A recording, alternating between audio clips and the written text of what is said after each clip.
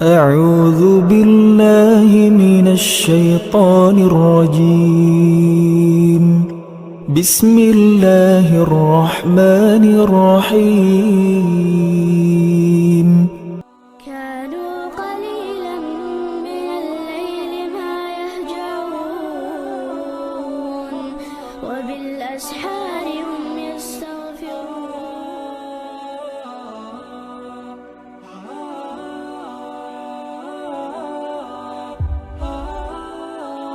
Ciri perempuan soleha yang menurut surat Ar-Rahman itu adalah hurum maqsuratun fil khiyam. Dia cantik, hurun, matanya lebar, cantik kan, simbol kecantikan.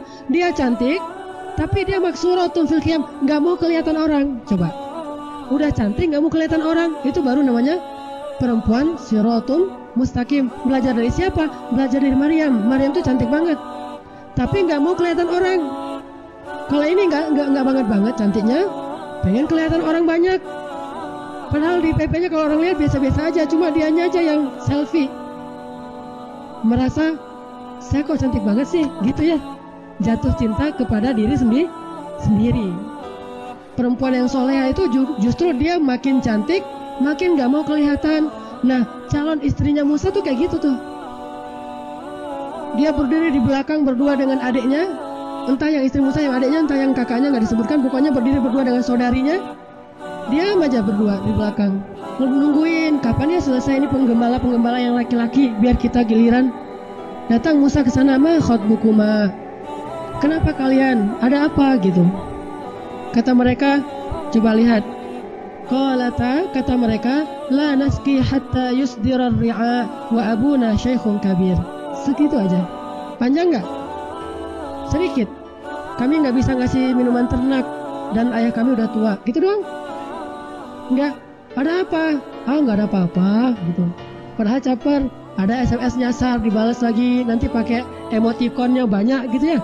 Emotikonnya ada yang gini-gini, ada yang melet-melet keluar lidah, ada yang begini-begini, entah apa-apa aja keluar.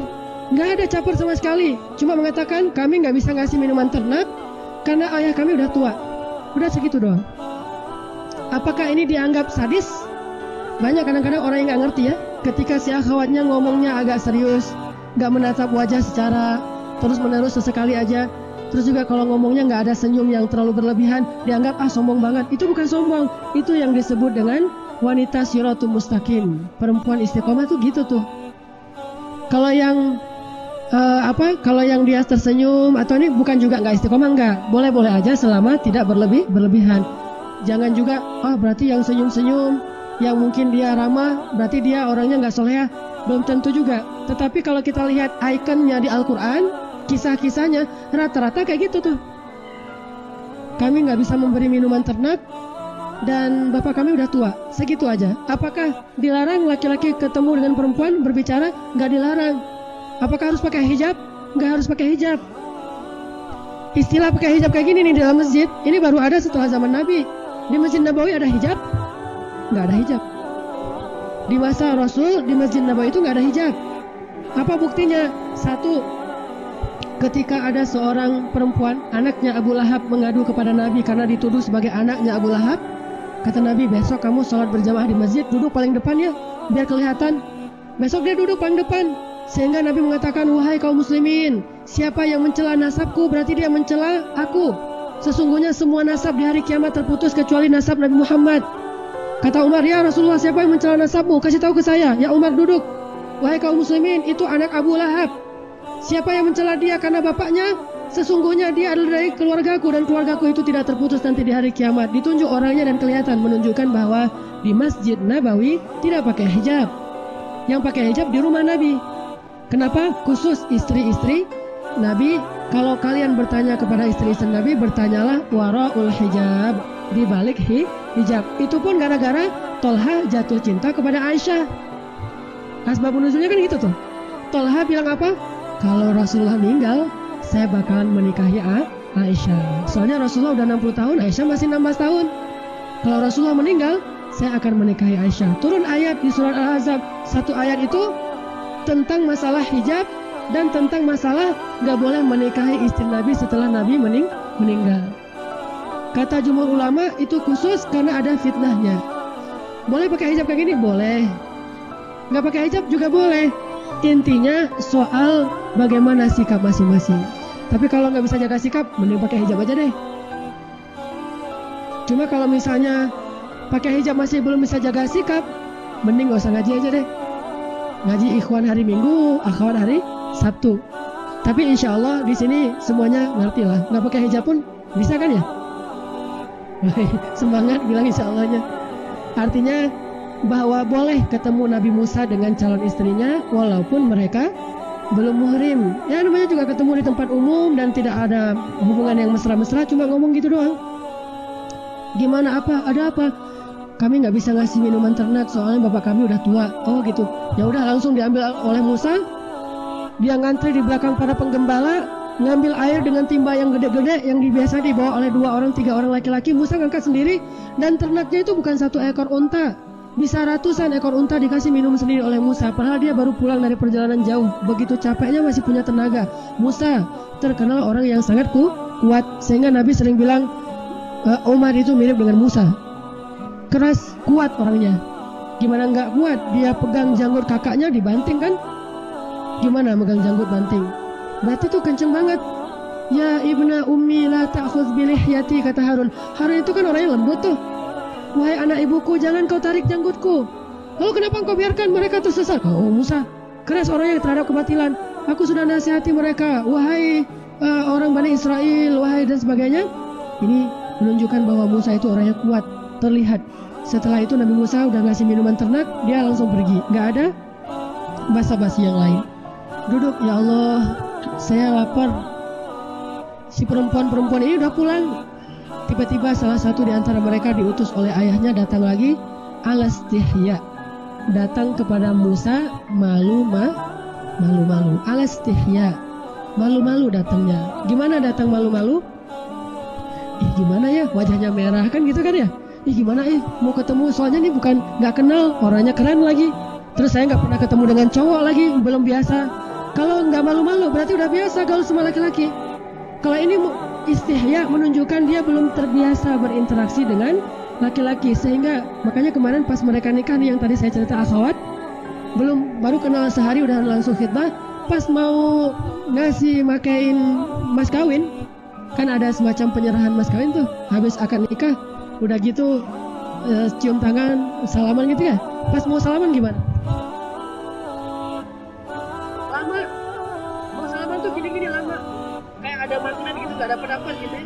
Lama gini, gimana rasanya? Aduh, gimana tuh rasanya tuh? Tuh luar biasa. Ini istihya. Ini perempuan yang siratul mustaqim. Mau salaman sama suaminya aja di depan umum, karena belum pernah megang tangan laki-laki, itu malu-malu. Lama mau megang tangan tuh, yang laki-laki juga sama. Akhirnya pas salaman, kakunya minta ampun. Tapi di situ ketahuan betapa mereka menjaga diri. Ini baru namanya siratul Musa. Jalannya Musa dan jalannya istri Musa. Sehingga ketika dia mau menemui Musa, tamshi ala istihya, dia berjalan malu-malu, ragu-ragu. Gimana ini caranya? Gimana ngomongnya ya? Pas dia sampai di depan Musa, baru dia ngomong, sesungguhnya bapak saya mengundang kamu untuk ngasih ujrah. Ujrah itu kalau bahasa kita upah atas ternak yang kamu kasih minum tadi. Udah gitu doang ngomongnya. Akhirnya, oh ya sudah, Musa pergi. Jalannya gimana? Musa di depan, perempuan ini di belakang. Jalannya nggak bareng, nggak pakai daun pisang, hujan. Itu makanya tenggelamnya kapal Van der Wijk ya. Nggak gitu-gitu amat. Saya dulu waktu SMP 3 kali khatam baca buku tenggelamnya kapal Van der Wijk, karena saya senang sastra, jadi saya belajar dari Hamka. Kalau di versi bukunya pakai daun pisang, kalau versi filmnya pakai payung tradisional. Nggak ada pakai daun-daun pisang, jalan deket-deketan, nggak ada. Yang satu di depan, satu di belakang. Karena makruh perempuan jalan di depan, laki-laki di belakang. Apalagi naik turun tangga, makruh, bukan haram sih, tergantung kondisi. Apalagi kalau laki-lakinya nggak bisa jaga pandangan, sehingga si Nabi Musanya di depan, perempuannya di belakang. Nggak apa-apa kalau laki-laki di depan. Terus gimana tahu rumahnya? Tinggal bilang aja dari belakang, belok kanan, gitu kan? Belok kiri. lurus, udah kayak navigator. Gimana? Turn left, turn right, strike apa? Belok kanan, belok kiri. Navigator kan gitu kan ya? Ya udah jadi navigator aja dari belakang. Dan itu adalah siratul mustaqim, cara laki-laki dengan perempuan yang belum saling kenal. Sampai di rumah, ayahnya ngobrol, ternyata mereka punya perhatian kepada Musa. Udah gitu pakai bahasa sindiran ke ayahnya, ayah, apa? Kayaknya laki-laki itu baik dan dia kuat. Gimana kalau dia jadi pekerja aja, menggantikan ayah? Kan ayah nggak sanggup ngasih minuman ternak, menggembala sendiri. Kami juga susah kalau perempuan. Dia kayaknya paling cocok tuh. Ayahnya paham. Bahasa kayak gini nih, bagi seorang perempuan pasti ada modus. Ketika dia bilang, Masya Allah orangnya baik ya, itu modus. Tapi bahasanya sopan, elegan, bukan aku pengen nikah sama dia, pokoknya aku kalau nggak sama dia nggak mau nikah. Nggak gitu amat. Ini mah anak yang manja. Ini bahasanya elegan banget. Gimana kalau dia jadi pekerja kita? Ayahnya langsung paham. Kalau enggak, perempuan ini nggak akan pernah mengomentari seorang laki-laki kalau dia nggak tertarik. Dia mengomentarinya karena memang benar-benar nih laki-laki menawan, memang layak dikomentari. Siapapun perempuan yang melihat Musa dan dia masih single, pasti akan mengomentari Musa.